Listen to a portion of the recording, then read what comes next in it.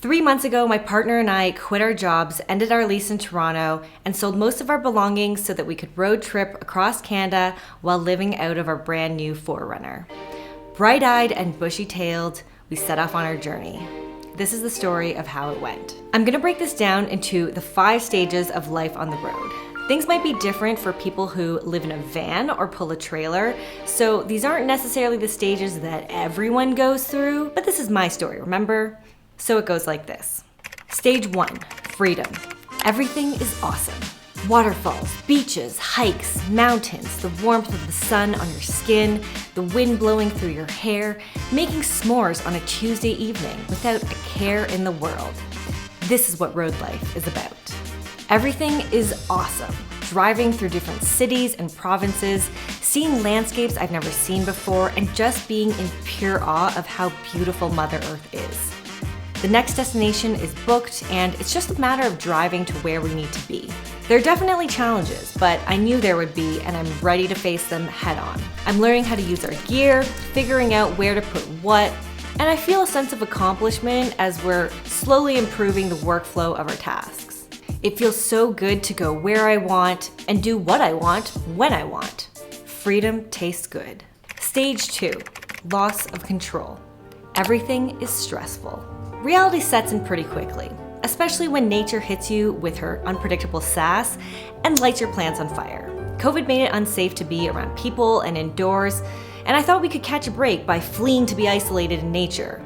But Mother Nature had other plans. After decades of suppressing organic forest fires, she's come back with a vengeance. The outdoor retreat is now an inhabitable smoky haze, meaning there's really nothing to see and no clean air to breathe. And amidst the fires, we're trying to figure out where are we gonna camp tomorrow night? Do we need food? Do we need power? Is there gonna be sun or rain? The planned portion of our trip is over, and now thinking about where to go and where to stay doesn't feel very fun and spontaneous. Everything is stressful. We seek out safety and comfort at hotels and with family many more times than I've anticipated. And I've realized there's no control outdoors. Stage 3, teamwork. Everything takes teamwork. Living in a car is definitely not for the faint of heart. It tests you in many ways. It's dirty, chaotic, laborious, draining, hot, cold, and overall just uncomfortable. There's so much to do, and everyday tasks take at least 3 times longer than if we were at home. Setting up our camp and gear is like building out our living room, and we do some version of this almost every other day.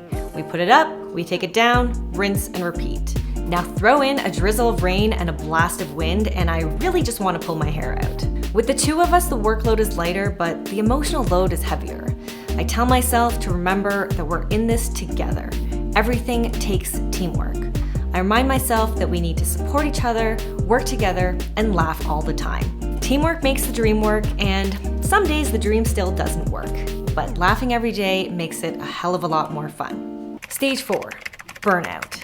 Everything hurts. Living outdoors is truly a full-time job, and I also want to document it and make content, and I really just can't find the time. Documenting is one thing, but sitting down to edit? When? After a long day's drive? After sightseeing and hiking? After setting up camp and cooking? Finding time to edit is far and few in between. So now I don't feel productive, I feel like I'm just existing. And existing is exhausting. The weather's getting colder, and being outside all day is no longer relaxing. I remember that I can only exist in a very small temperature window to feel comfortable, and putting on 5 top layers and 3 bottom layers every day is making me realize that being outdoors for this long just isn't for me. And forget working out and staying fit. Crawling up and down and through the car on a daily basis is like a workout in and of itself. An unholy workout where I don't feel endorphins and I don't feel stronger, but somehow I still feel more stiff and more sore than ever. Everything hurts. My body hurts, my spirit is broken, and I'm burnt the fuck out. This isn't fun anymore. Stage 5, acceptance. Everything can change. We always planned to be indoors for the winter months, but after realizing we really weren't saving any money with all the hotels and campsite bookings, we decided, why not just be comfortable now? My expectation of this road trip looked really different than reality. I knew there'd be sacrifices, but I thought the reward would be finding beautiful off-grid places where we could stay for free. Turns out nothing in life is free, except for the Walmart parking lot. But really, these places do exist, and we know because we've seen people find them. They just aren't always easy to get to and thus take a lot more planning and research, which we just didn't have the time or energy to do. We still plan to venture outdoors, but this time as an overnighter with a specific destination in mind. Until then, we've decided to rent some long-term Airbnbs for the next few months to be sheltered from the cold and get our mind, body, and souls back in healthy order.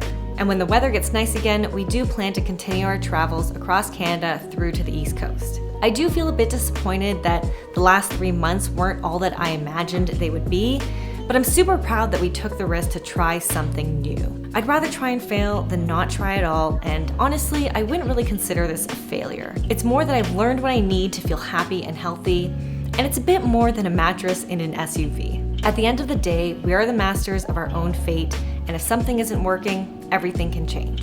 I'll end this with a lovely reminder from my dear friend AJ.